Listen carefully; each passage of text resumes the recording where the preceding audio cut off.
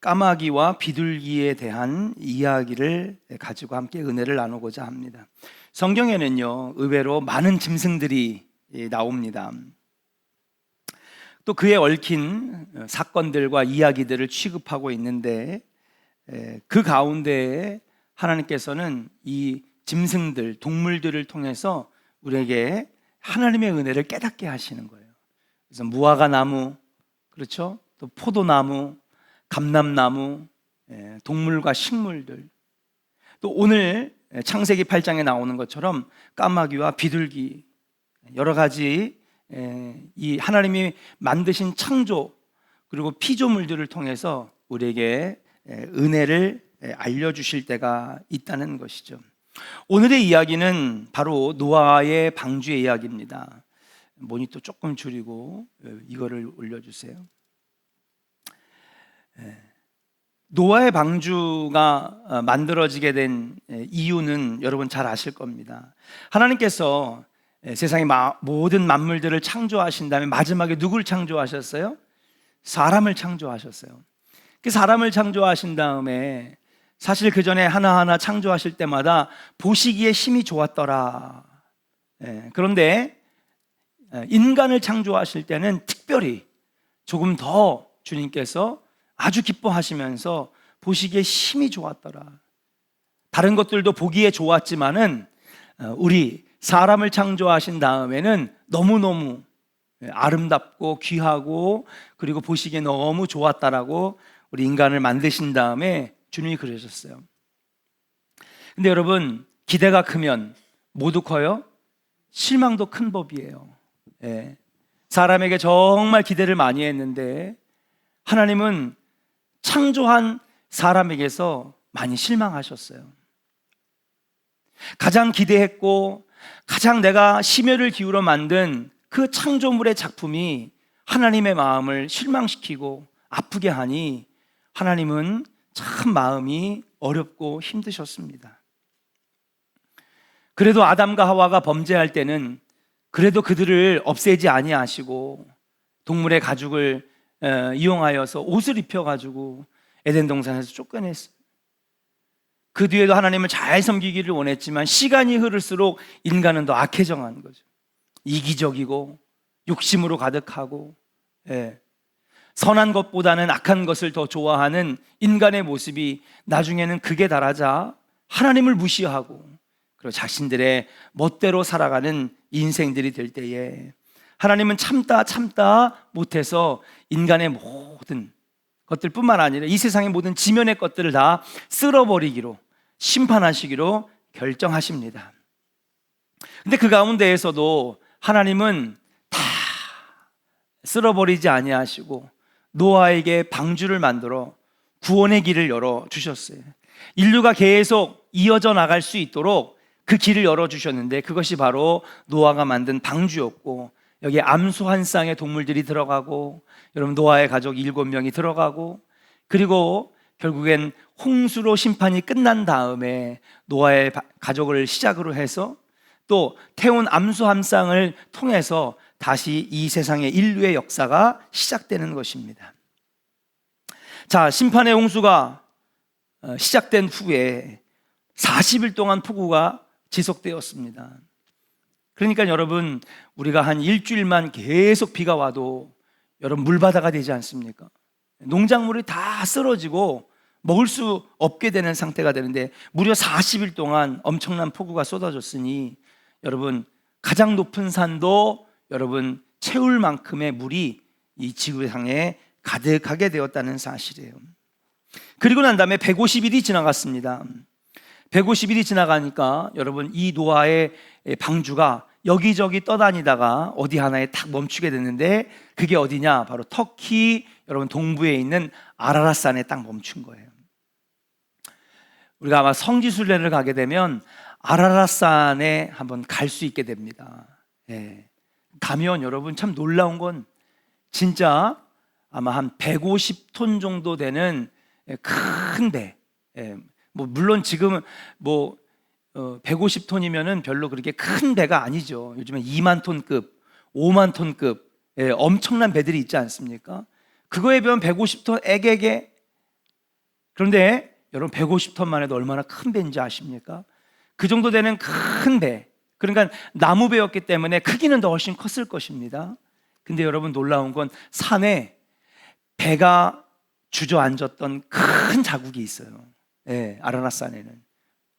과학자들이 아니다, 이건 빙하기 시대에 산 꼭대기에 있던 빙하가 녹아 내려가면서 이게 내려가면서 땅을 긁고 지나간 거다. 과학자들이 아무리 얘기를 해도 여러 가지 과학적인 데이터를 수집을 해가지고 땅이 파여진 연대라든지 그 다음에 자국이라든지 모든 것들을 다 연구해 보니까 이건 배자국인 거예요. 배 밑에 자국인 거예요. 이런 것들도 볼 수가 있어요. 아무튼 150일이 지난 다음에 아라랏산 정상에 이 배가 딱 걸려서 딱 걸쳐지게 된 것입니다. 그리고 나서 어느 정도 시간이 지난 다음에 노아는 이제 사람이 내려도 될 수 있을까? 여러분, 창문을 열고 조심스럽게 까마귀와 비둘기를 날려보내게 되는 것이죠. 저는 오늘 이 두 새의 행동들을 통해서, 또 오늘 말씀에 나오는 이 두 마리의 동물들을 통해서 여러분, 우리 신앙의 교훈을 함께 찾아보고 또 함께 은혜를 나누고 또 우리가 배워야 할 것, 배우지 말아야 할 것들을 함께 나눠보기를 원합니다. 먼저 까마귀에 대해서 함께 우리가 알아보고자 합니다. 첫 번째, 비둘기를 먼저 날려보내지 아니하시고 까마귀를 내어놓으셨다 그랬습니다. 그러면 우리 까마귀가 주는 교훈에 대해서 알기 전에 까마귀의 한번 특징을 한번 알아보기를 원해요. 첫 번째, 까마귀는 어떤 특징이 있느냐? 건망증이 심하다. 건망증이 심하다. 로마 사람들은요, 까마귀를 건망증의 상징으로 취급했습니다. 우리나라 사람들도 이렇게 자꾸 까먹으면은, 여러분 옛날 어른들이 그런 말 했죠? 까마귀 고기를 삶아 먹었냐?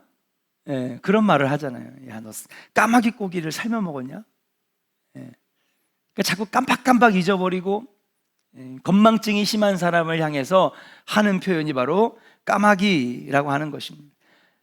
노아가 방주의 창문을 열고 까마귀를 내어보냈지만은 아마도 까마귀의 특별한 이 특성인 건망증이 발동한 것이 아닌가. 그러니까 돌아가야 되는데, 주인에게 땅 상태를 알려줘야 되는데, 여러분 까마귀가 나간 이유가 뭐예요? 땅의 상태를 알아보려고 까마귀를 보낸 건 아닙니까? 그럼 돌아와가지고 주인에게 여러분 이 땅의 상태를 좀 알려줘야 되는데 잊어버린 거예요. 잊어버렸어요. 깜빡한 거죠. 거의 1년 가까이 배 안에만 있었으니 얼마나 답답했겠습니까? 그러니까는요, 여러분 막 여기저기 막 보니까는요, 막 햇살은 아름답죠. 또 물로 그냥 싹 심판을 했으니까 얼마나 공기는 맑겠습니까? 여기저기 막 돌아다 보니까 신기한 것 뿐이죠. 1년 만에 나왔으니 여러분 까마귀도 동물이니까 안 답답했겠습니까? 아마 가슴이 탁 튀어지는 마음이 있었을 거예요. 그러다 보니 여기저기 쏘다니다 보니까 잊어버린 거예요. 주인에게 돌아가야 되는데, 주인에게 땅 상태를 알려줘야 되는데 잊어버린 거죠.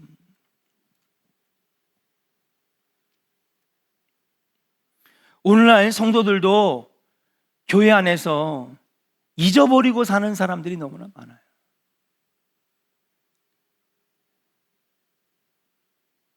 코로나 때문에 2년 반 동안 막 모이지도 못할 때도 있었고, 어쩔 수 없이 비대면 예배를 드려야 되고, 유튜브를 봐야 되고, 속회 예배도 끊어지고, 그러다가 이제 거의 다 풀렸거든요. 여전히 우리가 마스크를 쓰고 있지만은 솔직히 말해서 그렇게 걱정하시는 분들은 제가 봐도 없는 것 같아요.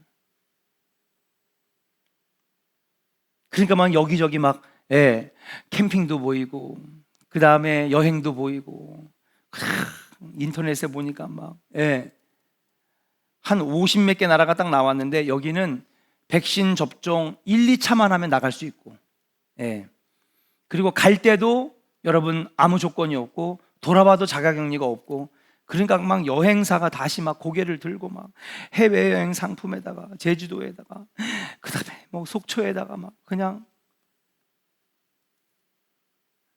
묵혀놨던 영화들도 막 쏟아지기 시작합니다. 우리나라에서 처음으로 1000만 영화가 다시 4년 만에 나왔대잖아요. 그 얘기는 뭡니까? 많이 봤다는 거예요? 적게 봤다는 거예요? 많이 봤다는 얘기죠. 보통 1년에도 어떨 때는요 1000만 영화가 10편 이상 나오고 그랬었어요. 코로나 전에는. 예.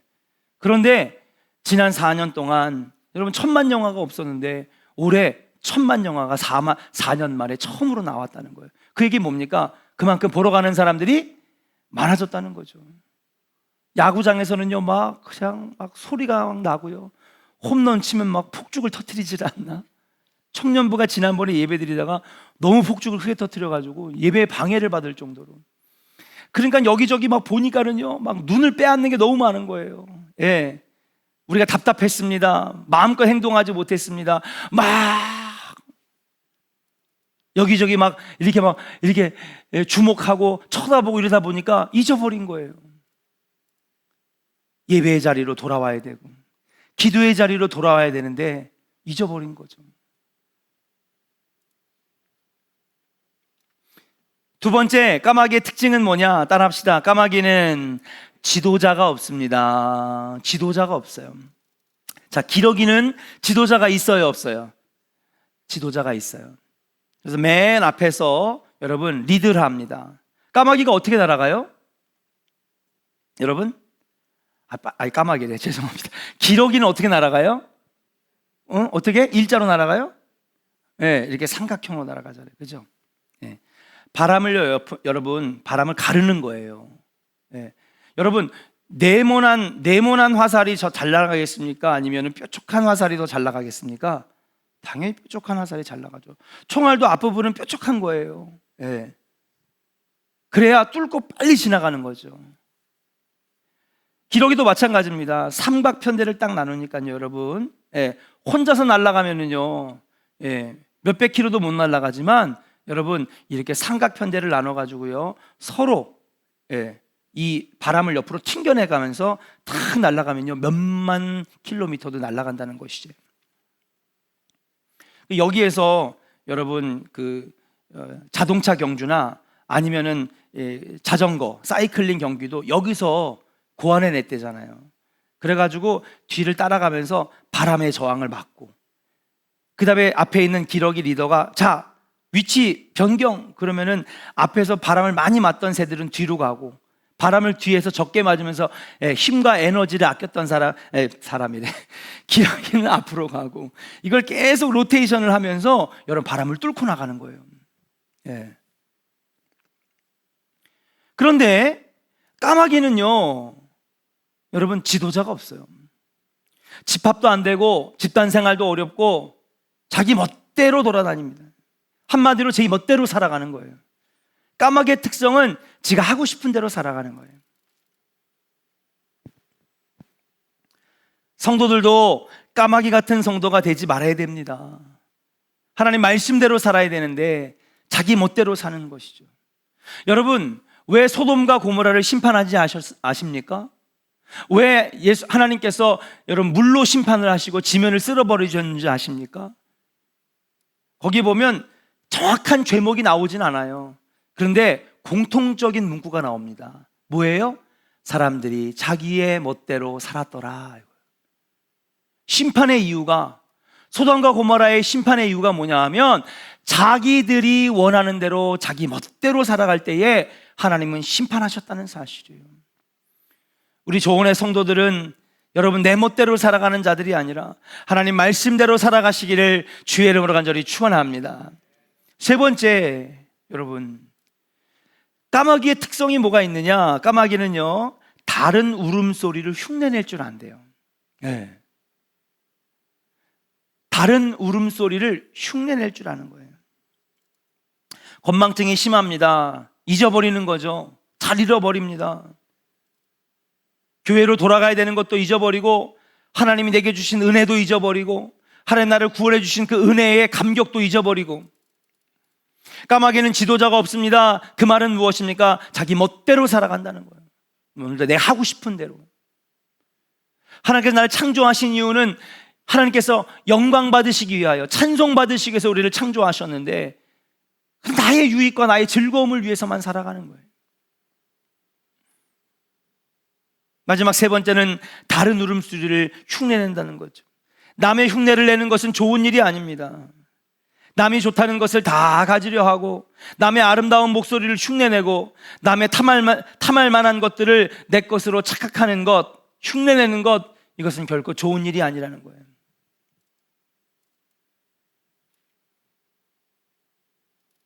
그러면 오늘 이 세 가지 까마귀의 특징들을 함께 알아봤는데, 오늘 본문 말씀에 나오는 까마귀의 모습을 통해서 우리가 함께 은혜의 교훈을 나누고자 합니다. 첫 번째, 까마귀는, 따라합시다, 접촉 대상을 잘못 선택했습니다. 접촉 대상을 여러분 잘못 선택했다는 사실.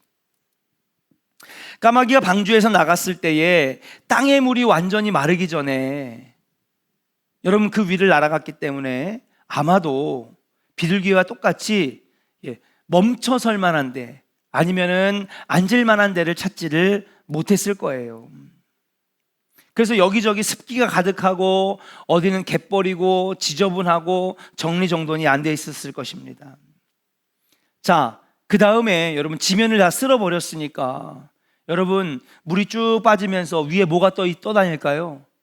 그렇죠. 온 인류를 다 쓸어버렸으니, 온 동물들을 다 쓸어버렸으니 여기저기 부서진 나무 토막, 죽은 동물의 시체들 여기저기 있을 거예요. 그러면 여러분 까마귀가 앞에서 우리가 얘기했죠. 여러분 건망증이 심하다고 하는 것인데, 가보니까 여러분 자기가 너무 좋아하는 것만 있는 거예요. 왜냐하면 까마귀는요 습한 데를 좋아해요. 지저분한 데를 좋아합니다. 깨끗한 곳보다는 여러분 진흙탕을 더 좋아하는 것이죠. 그러니까는 여러분 건망증이 발동될 수밖에 없었던 거예요. 왜냐면 딱 가자마자 내가 너무 좋아하는데요, 지저분하고 어둡고 칙칙하고 칠퍽거리고 썩은 냄새가 진동하는 그러한 곳이 그냥 질비하니까는요 눈이 돌아간 거죠. 주인에게로 돌아와야 되는데, 구원의 방주로 돌아와야 되는데 눈을 돌려보니까는요 여기저기 자기가 좋아하는 거 투성인 거예요. 주님께 돌아올 생각을 못하게 된 것이죠. 까마귀의 본성은 깨끗하고 밝은 곳보다는 암울하고 냄새나는 곳을 찾습니다. 정상적인 새라면 아직 착지하기에 빠른 시기였지만은 까마귀에는 더할 나위 없이 마음을 뺏길 만한 장소가 바로 이때의 여러분 노아의 홍수 시기였다라고 하는 사실이에요. 결국 까마귀는요 돌아올 생각을 잊어버리고, 주인에게 알려줄 생각을 잊어버리고, 주인의 품으로 돌아올 생각을 잊어버리고 어디를 택했느냐? 바로 지저분하고 냄새나고 썩은 내나고 진동하는 자신의 마음을 쏙 빼앗는 곳에 여러분 정착하게 됐다는 사실이에요. 사랑하는 조언의 성도 여러분, 우리가 어디를 갈지, 어디에 정착할지, 어디에 멈춰서는지에 따라서 인간은 행복할 수도 있고 불행할 수도 있다는 사실이에요. 사랑하는 여러분, 여러분들이 서 있을 장소는 주님의 품이고 주의 사랑 안에 거하시는 것이고 말씀 안에 거하시는 것인 줄로 믿습니다. 세상에 나가면 다 냄새 나는 것 뿐이에요. 지저분한 것 뿐입니다. 그런데 사람들은 거기에 마음을 뺏기거든요. 세상의 마음을 뺏기는 거예요. 그러니까 여러분 까마귀 같은 성도는 어떻게 하느냐? 아, 여기가 좋사오니 주인의 품으로 돌아갈 생각을 못하는 거예요. 여러분 우리 조원교회 지난주에 우리 조원교회 현장 예배에 거의 이제 한 85% 현장으로 돌아오셨어요. 많은 분들이 이제 1부, 2부 예배에 우리 성인 성도들이 돌아오셨습니다. 근데 안타까운 건 뭐냐면요, 여러분들의 속회원 중에, 여러분 선교회원 중에 여러분 세상의 마음을 뺏겨가지고 돌아올 생각을 못하는 거예요. 주인의 품으로, 주님의 품으로, 하나님의 품으로 돌아올 생각을 못하고 있는 성도들이 너무나 많아요. 여러분 우리 그들을 위해서 기도해야 됩니다. 여러분의 형제고 여러분의 자매고 우리 같은 한 배를 탄 구원의 방주에 함께 올라탄 한 배에 탄 성도들인데 여러분 그냥 둬서는 안 되는 것입니다. 그리고 전화해 보면 다 딴 건 다 해요. 코로나 이전에 하던 거 다 그대로 해요. 다 회복됐어요. 근데 주인의 품으로 돌아올 것만 생각을 못 하는 거예요. 여러분 기도하시기를 주의 이름으로 간절히 축원합니다. 누가 해야 돼요? 우리가 해야죠. 예. 하나님, 우리 이 집사님 빨리 주의 품으로 돌아오게 하시고, 우리 이 권사님 빨리 예배로 돌아오게 하시고, 세상에는 다 눈을 뺏기고 마음을 뺏겼는데 주인의 품으로 돌아올 생각은 못하는 거죠. 단순히 건망증 때문에 그런 것이 아닙니다. 여러분, 세상에 눈을 뺏기고 마음을 뺏겼기 때문에 주인의 품으로 돌아올 생각을 못한다는 사실이에요. 아버지의 품을 떠나 머나먼 도시로 가서 방탕에 빠졌던 둘째 아들 이야기를 여러분 아시죠? 탕자의 말씀입니다. 탕자의 비유인데, 탕자가 그래도 하나님 받아주셨던 이유는 뭔지 아십니까? 아빠에게로 돌아올 생각을 했기 때문에 그렇다는 거예요. 괜찮아요. 세상에서 실패할 수 있어요. 예. 업신여김을 당할 수 있어요. 상처받을 수 있어요. 그러나 지금이라도 하나님 나를 받아 주시옵소서. 세상에 여기저기 다 돌아다녀 보고 이것저것 다 겪어봤지만은 역시 내가 있어야 될 곳은 아버지 품입니다. 갖고 있던 돈 다 날리고 다 빼앗기고 나중에 먹을 것이 없어서 돼지 우리간에 가가지고 돼지의 여물을 먹을 정도로 처참한 인생이 되었지만은 그가 잘한 것이 하나가 있었는데 뭐예요? 아버지의 품으로 돌아올 생각을 했다는 사실이에요. 그러니까 아버지가 사랑으로 맞아주잖아요.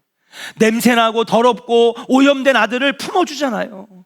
왜입니까? 아버지의 품으로 돌아올 생각을 했기 때문인 줄로 믿습니다. 여러분, 코로나 이후에 우리가 가져야 될 마음이 뭐냐? 여호와께로 돌아올 마음을 품는 거예요. 여기 계신 분들은 걱정 안 하지. 여기 없는 분들이 걱정이지. 하나님, 우리 아들, 우리 딸, 믿음을 잃어버린 우리 자녀들, 함께 같이 속회에서 예배드렸던, 함께 선교회에서 웃으면서 함께 교제했던 하나님, 이 권사님, 집사님, 우리 성도들 주품으로 다시 돌아오게 하여 주시옵소서. 돌아올 마음이 생길 수 있도록 여러분들 그들을 위해서 기도해야 될 줄로 믿습니다. 따라합시다. 돌아오면 살고 돌아오지 아니하면 죽습니다. 예, 돌아오면 사는 거예요. 결국 탕자는 어떻게 됐습니까? 주님과 함께 여러분 기쁨의 잔치를 누리게 되었다는 사실이에요. 까마귀 같은 성도 되지 않기를 주의 이름으로 간절히 축원합니다. 예.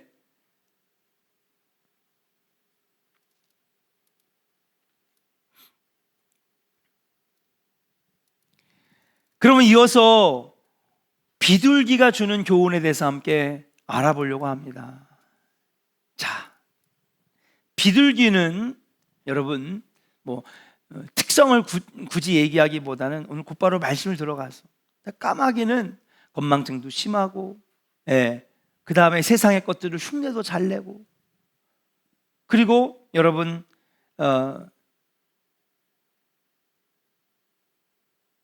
지도자가 없어서 자기 멋대로 행동하는 그런 성도들을 상징했다고 한다면, 비둘기는 무엇입니까? 비둘기는요, 주인의 품으로 돌아왔다는 사실이에요. 따라합시다. 비둘기는 주인의 품으로 돌아왔습니다. 할렐루야. 까마귀를 내보냈는데 까마귀는요, 여러분, 돌아오지 않았어요. 그러자 노아는 일주일 후에 비둘기를 내보냅니다. 근데 여전히 땅에 아직 마르질 않았어요.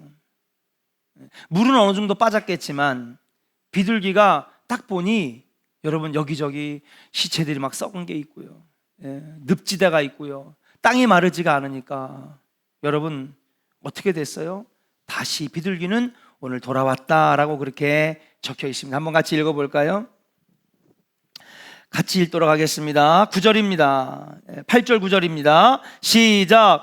그가 또 비둘기를 내놓아 지면에서 물이 줄어드는지를 알고자 하매 온 지면에 물이 있었으므로 비둘기가 발붙일 곳을 찾지 못하고 방주로 돌아와 그에게로 오는지라. 그가 손을 내밀어 방주 안 자기에게로 받아들이고. 아멘. 할렐루야. 예.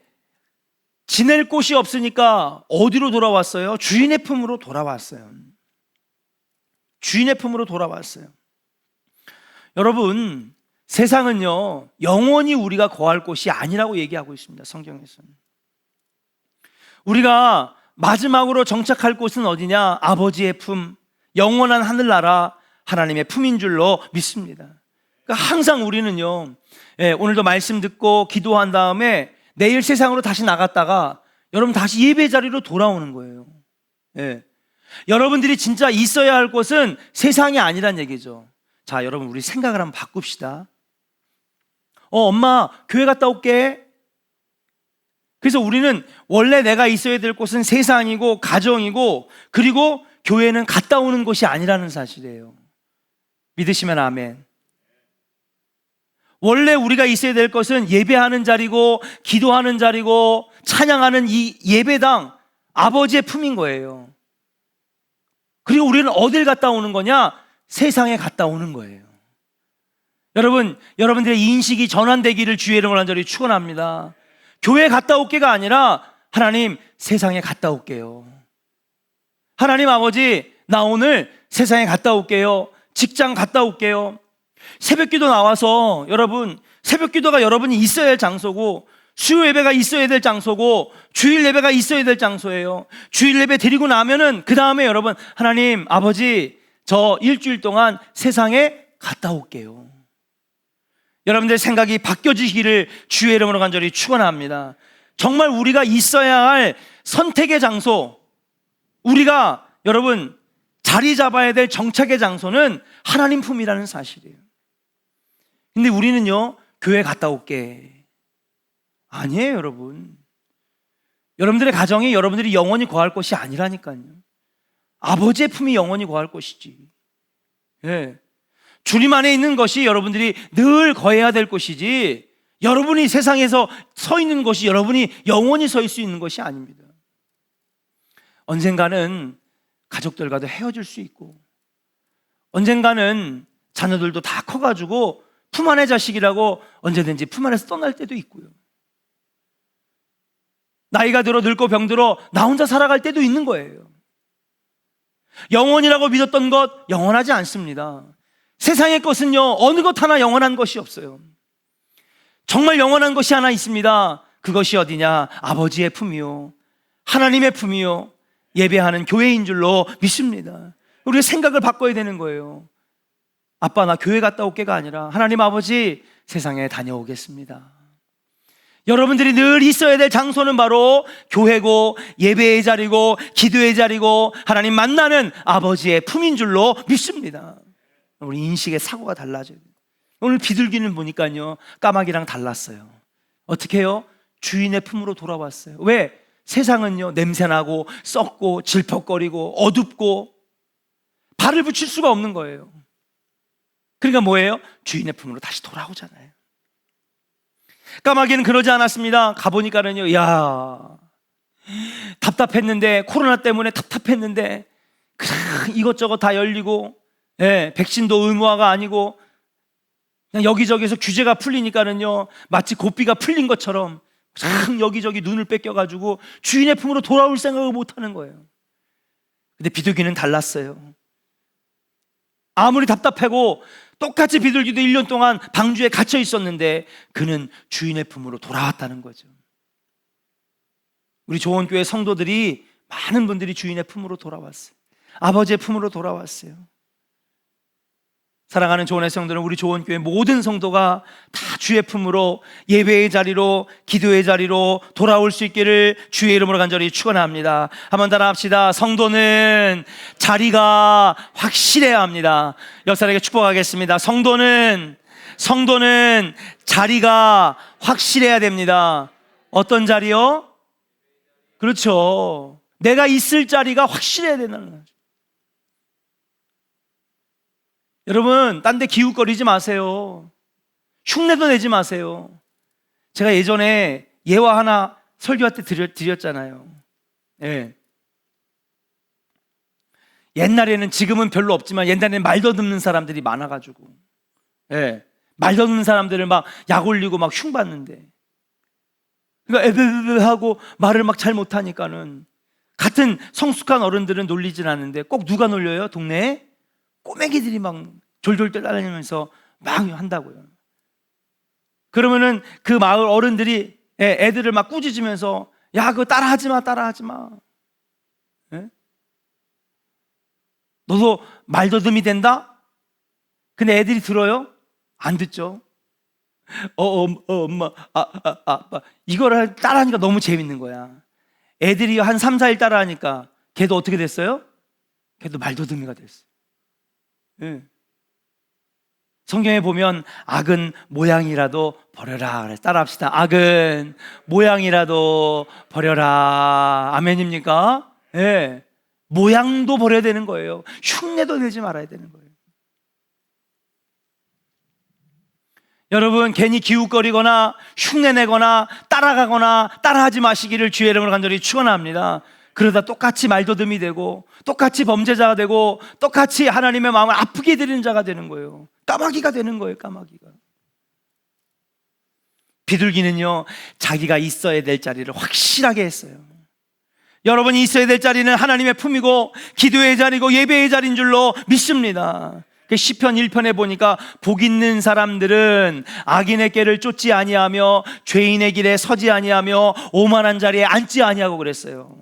우리 한번 선포해 볼까요? 복 있는 사람은 악인의 꾀를 쫓지 아니하며 죄인의 길에 서지 아니하며 오만한 자들의 자리에 앉지 아니하고. 믿으시면 아멘. 아멘. 여러분, 다 이게 뭐예요? 여러분, 자리를 확실하게 했다는 거예요. 내가 있을 자리는요, 악인들의 꾀를 따르지 아니하는 길이고 죄인들의 길에 서지 아니하는 것이고 오만한 자리에 앉지 아니하는 거예요. 비둘기 같은 성도는요, 내가 있어야 될 자리가 확실한 성도인 줄로 믿습니다. 여러분들이 있어야 될 자리는 여기에요. 여기. 마귀가 가져다 주는 생각은, 그동안에 신앙생활 몇십 년 했는데 네가 다 가진 게 뭐가 있어. 예. 좀 세상에 곁눈질해도 괜찮아. 예. 교사 그렇게 5년 하고 10년 해서 얼마나 지쳤어. 그만해도 괜찮아. 한 1년 쉬어도 돼.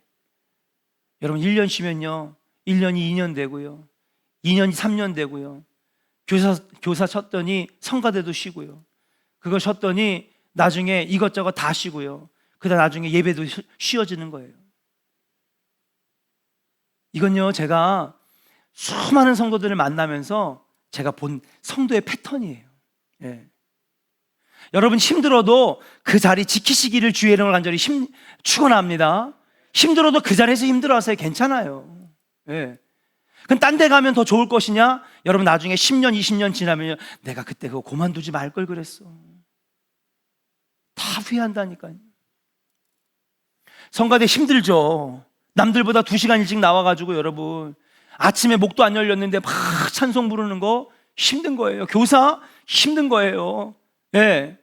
속회 속장 여러분, 말도 안 들어요. 전화하면 그냥 맨날 기분 나빠 끊어버리고요. 예. 대꾸도 안 하고요. 쉬운 일 아니에요. 그러나 힘들어도 여러분, 그 자리에서 힘들어 하시기를 주의 이름으로 간절히 축원합니다. 예. 힘들다고 좀 놔볼까? 좀 놓아볼까? 교회랑 좀 멀어져서 4시간 좀 가다 볼까? 나중에 그러다가요, 영영, 목사님 그렇게 과대 해석하세요. 뭘 그렇게 목사님 예민하게 말씀하세요? 아니요. 제가 20년 넘게 교회에서 성도들의 행동 패턴을 분석을 해보니까 그렇게 가더라고요. 처음에는요, 작은 것 때문에 멀어지는데 나중에 보니까 영영 돌아오지 못할 정도로 멀어져 있더라고요. 힘들어도 여러분, 직분 안에서 힘들어 하시고, 여러분 교회 안에서 힘들어 하시고, 사명 감당하면서 힘들어 하시기를 주의 이름으로 간절히 축원합니다. 기도하면서 해결해야죠. 제가 영적으로 침체됐어요. 말씀을 들어도 은혜가 안 되고, 예배를 드려도 감격이 없고, 교회를 너무 오래 다니다 보니까 매너리즘에 빠졌어요. 그래도 여러분, 예배 안에서 해결하세요. 예, 기도 안에서 해결하세요. 영적으로 충만해지고 하나님을 다시 만나면 신앙생활에 놀라운 은혜가 다시 열려지게 될 줄로 믿습니다. 성도는요, 자리가 확실한 사람이에요.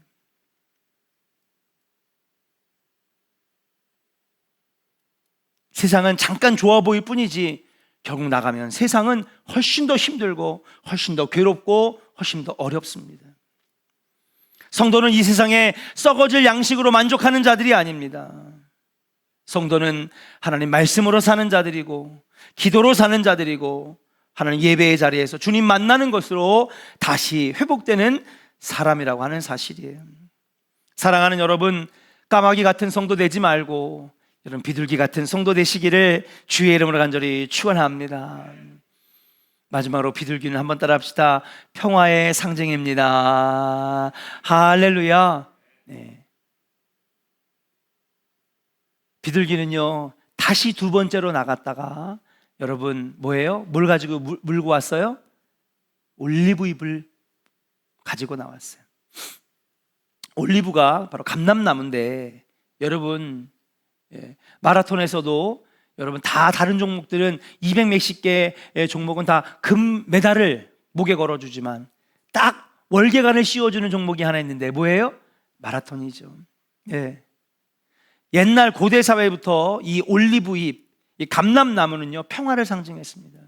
그래서 전쟁이 끝나고 이 땅에 평화가 찾아오면 여러분 올리브 나무 잎을 막 흔들면서 전쟁을 마치고 평화를 만든 군인들을, 개선 장군들을 막 환영할 때 썼던 것이 바로 올리브 나무예요. 예수님께서 나는 평화를 주러 왔다 말씀하시면서 예루살렘 성으로 들어가실 때 월계수를 막 흔들었어요. 감람나무를 흔들었습니다. 비둘기는요 여러분 올리브 잎을 가지고 주일의 품으로 왔어요. 노아의 홍수 이전에는 하나님과 인간 사이는요 불화가 되었어요. 하나님이 인간에게 화가 났습니다. 인간도 하나님 말씀에 거역했습니다. 하나님과의 관계가 깨진 거예요. 그 깨진 결과 어떻게 됐어요? 홍수로 지면이 심판당하는 결과를 얻게 되었죠. 그러나 이 노아의 홍수 사건으로 인하여서 다시 물이 빠져나가고 인류가 다시 땅에 발을 내디딜 수 있도록 여러분 하나님과 인류 사이에, 창조물 사이에 화평의 관계가 맺었는데 그 시작을 알리는 게 뭐였느냐? 바로 비둘기였다는 사실이에요. 그래서 여러분 올림픽에서도 여러분 뭐를 날려요? 비둘기를 날리잖아요. 예. 요즘에는 안 날리는 것 같아요. 예, 요즘엔 드론을 날리더라고요. 예, 88 올림픽 때는 비둘기를 막 날려가지고 여러분 그때 막 감격스러웠잖아요. 제가 중학교 1학년 때였는데 6학년 때였나. 근데 요즘에는요 올림픽에서 딱 하면요 막 드론을 날리더라고요. 비둘기는요 평화의 상징입니다. 사랑하는 조원의 성도들, 우리가 까마귀 같은 성도 되지 말고 비둘기 같은 성도가 되는데 어딜 가나 평화를 만들고 평안을 만들고 화평을 만드는 자가 되시기를 주의 이름으로 간절히 축원합니다. 냄새나는 거, 썩은 거, 잘못된 거, 세상에 곁눈질하는 자가 아니라 여러분 늘 주님 품 안에서 주의 품으로 돌아오는 자가 되고 그리고 어딜 가나 화평을 만드는 자가 될 때에 하나님 여러분들에게 놀라운 은혜와 복으로 갚아주시고 채워주실 거라고 하는 사실이에요. 여러분 사랑받는 비둘기가 되기를 주의 이름으로 간절히 축원합니다.